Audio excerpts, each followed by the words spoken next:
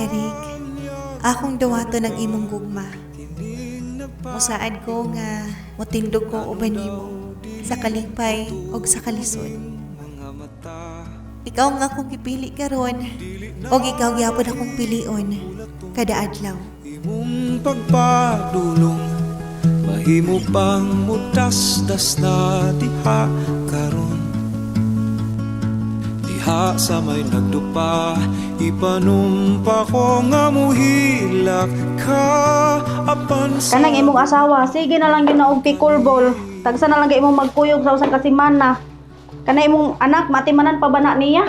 Uso na ra ba dulong kabit-kabit sa pikulbol? kaugaling tinud pa di na ka magpas. Boss, ulit na ka? Lagi?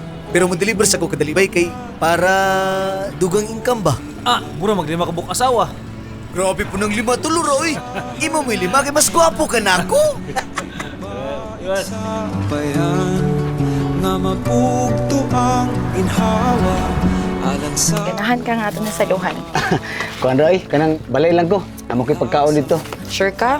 Nadaghan na ba na ako ni sayang sab? Salamat kitin ha. ilak ka apan sa luha nga. Wow, mayang doy. Wag ka dire. Uy, Lani, wali na itong coach, si Coach Matthew. Gwapo sa.